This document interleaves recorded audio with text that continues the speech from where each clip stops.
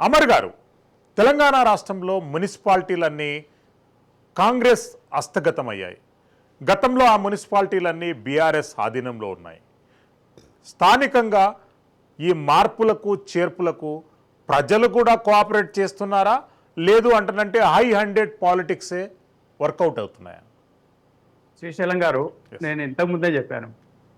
ముఖ్యంగా ఈరోజు BRS party గతంలో అనుసరించిన విధానాలు అంటే ఒక పై స్థాయిలోనే కాదు, కింది స్థాయి వరకు కూడా ప్రజలు తీవ్రమైనటువంటి ఇబ్బందులు ఎదుర్కొన్నారు. ఇసుక మాఫియా కావచ్చు, మట్టి మాఫియా కావచ్చు, లేకపోతే ఇంకేదైనా రకరకాల మాఫియాలు.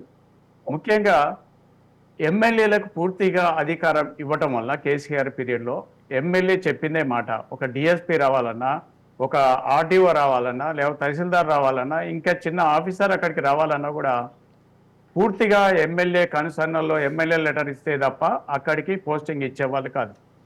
దానివల్ల అక్కడ ఒక ఎమ్మెల్యేనే కాకుండా, అక్కడ ఒక ఎంపీనే కాకుండా, అక్కడ ఉన్నటువంటి మండల స్థాయి అంటే మండల ప్రెసిడెంట్లు కానీ, లేకపోతే జెడ్పీటీసీలు కానీ, లేకపోతే సర్పంచ్ స్థాయి వరకు కూడా బాగా ఆధిపత్యం చెలాయించారు.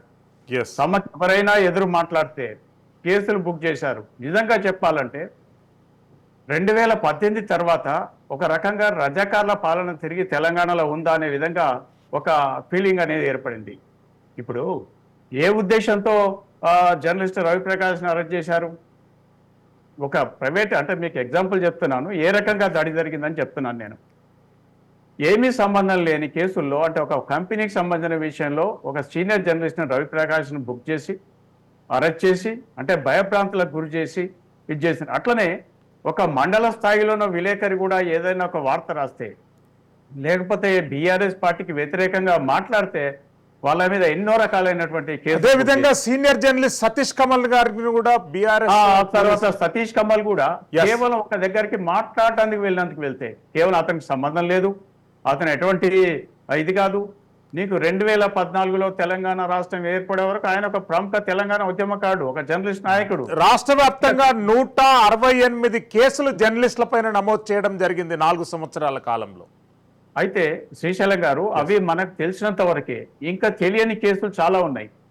అంటే బెదిరింపులు, నిర్బంధాలు. అసలు ఒకప్పుడు ఒక జర్నలిస్ట్ అంటే పోలీస్ స్టేషన్కి వెళ్ళి మాట్లాడి ఇన్ఫర్మేషన్ తీసుకున్నటువంటి పరిస్థితి. ఆ తర్వాత పోలీస్ స్టేషన్కు కనీసం ఒక 500 మీటర్ల దూరం కూడా ఉండలేనటువంటి పరిస్థితి ఏర్పడింది. అంటే స్వేచ్ఛను ఏ విధంగా హరించేశారని చెప్పడానికి ఎగ్జాంపుల్ ఇది. అయితే ఈ రోజు ఉన్నటువంటి పరిస్థితుల్లో Bharatiya Janata party, Congress party, BRS party 3 బలంగా ఉన్నప్పటికీ నాయకులు ఎందుకు కాంగ్రెస్ వైపు డైవర్ట్ అవుతున్నారంటే దానికి కొన్ని కారణాలు ఉన్నాయి. ముఖ్యంగా కాంగ్రెస్ పార్టీలో ఉన్నటువంటి స్వేచ్ఛాయుత వాతావరణం కానీ, లేకపోతే ఆ పార్టీలో వాళ్ళకి ఇచ్చినటువంటి విలువ కానీ, దీనివల్ల ఇవాళ అటువైపు డైవర్ట్ కావడం జరిగింది. ప్రజలు కూడా ఇవాళ ఒక ఫ్రీగా ఫీల్ అవుతున్నారు. రేవంత్ రెడ్డి ప్రభుత్వం ఏం చేసినా చేయకపోయినా మేము స్వేచ్ఛగా ఉన్నామనే ఒక ఫీలింగ్ ఈరోజు ఏర్పడింది.